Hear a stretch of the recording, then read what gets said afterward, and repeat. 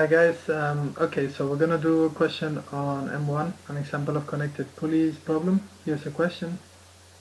There's a light inextensible string here connecting these two particles. One of them has 8 kilograms of mass and the other one has 10 kilograms of mass. And they're released from rest. Both surfaces are smooth and this is 30 degrees of slope. As always, it's important to break up the components of the weight into the one going into the slope and the one going parallel to the slope. So if this is 30, then that's also going to be 30, as we've seen many times before. So this here, this component is mg sine 30, and this one is mg cos 30. But we don't care so much about that component in this question because that component is mainly useful for calculating the reaction force and the friction. But here there's no friction, so we've got enough with the one down the slope. So in the first part of the question, they ask us to calculate the acceleration. And in order to calculate the acceleration, I always think of both particles moving together.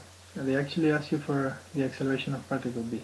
But since this is a light, inextensible string, and it's taut, that is, it's not loose, both particles are going to accelerate at the same rate. So let's look at the acceleration for the whole system. So if I treat these two things as one whole system, then what is the force accelerating all of that combined system? So the mass is 18 kilos, and the force acting on the 10 plus the 8, the force acting on it, the only force acting, since there's no friction, is the weight. So it's going to be this component here, parallel to the slope. So in other words, if we make use of Newton's second law, F equals ma, where F is the resultant, then on the left hand side we have mg sine 30, where m is the mass of only this mass, because that's what's accelerating this down. So I'm going to write here ma, so we don't confuse it with the mass of both. And that's going to equal to the mass of the whole system, because that mass is accelerating all of it, so that's going to be MAB, or M of A plus M of B, doesn't matter, times the acceleration. This acceleration is going to be common and shared between A and B. So, what's the mass of this? 8. Sine of 30 is a half, so then we have 4g instead of 8g, 4g when we divide by 2, equals the mass of both, which is 18, times A. So you can say that 4 over 18 or 2 over 9 times g is the same thing as the acceleration. You can put this in numbers in your calculator if you want, and it should come out to be around 2.17 recurring, so 1777 meters per second squared. Okay, so that would be the value in meters per second squared. In part B, so that would be the acceleration for B and for A, for both, right? So hopefully that makes sense. So they both move in unison, so they will speed up at the same rate. In part B, they ask us for the tension in the string, and the tension on this one, it's pulling him backwards. Here on the pulley is going to feel it pushing that way, really. This is going to feel it dragging it along like that a bit, and this one's going to feel it pushing it to the left. The whole system's going to be moved to the left, obviously, because there's no friction, so this guy's definitely going to win over this one. And in part B, they ask us for the tension. So how do we get the tension? Normally, when we want to find the tension on the string, which is going to be the same throughout the whole string, never forget that with these questions when it's the same material. But when to find the tension, we need to look at one particle in particular. So the best thing there, for example, now is to look at the system of particle B on its own, isolated. And the equation for him is that he feels to the left, or it feels to the left, a certain tension.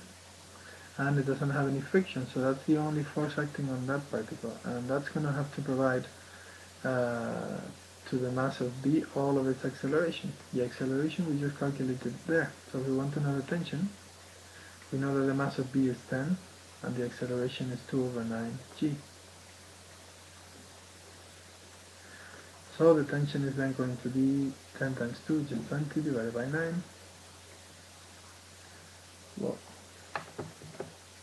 divided by 9 times g newtons.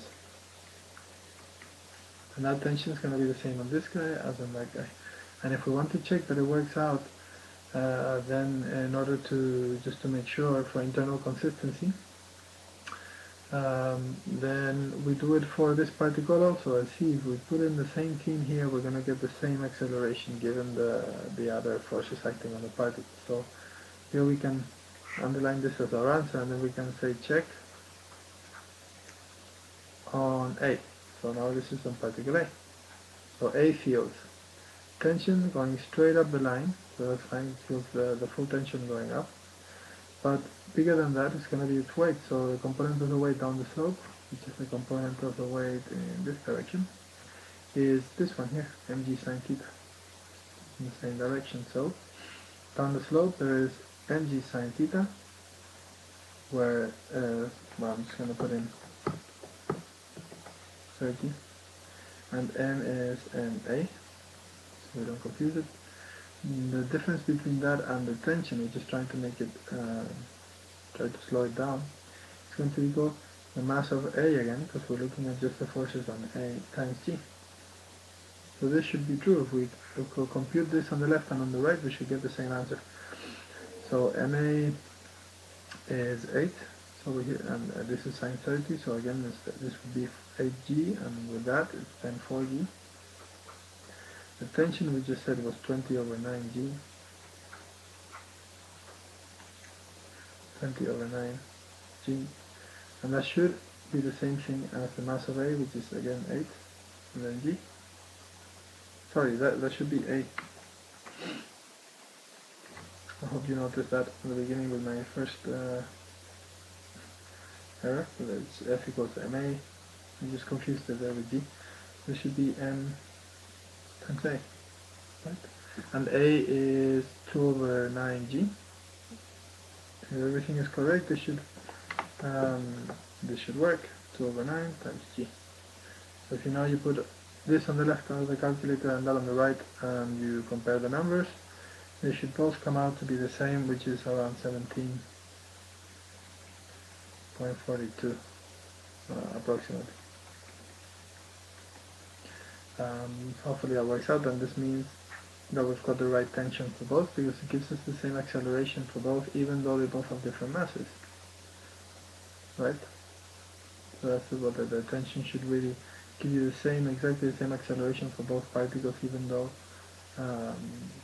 they both have different masses, because this one has gravity acting on it also, and this one doesn't, so that all compensates nicely, and that's good news. In part C, then they ask us a simple application of the Suvat acceleration formula. They say calculate the distance traveled after 2 seconds by particle B, this one, assuming it doesn't hit the pulley. So 2 seconds was S, it travels for 2 seconds. So I'll let you do this one because it's very easy, but you know that the time is 2, and you know that the initial velocity, because it's started from rest, the whole system, so you know that initial velocity is 0, and you know your A, which you calculated above, which is 2 over 9 times G, and that's it. You've got 3 things, and you want to get S. I recommend you do the S equal QT plus half AT squared formula, and that should be everything. Alright, hopefully that's helped with this problem, and I'll see you in the next video.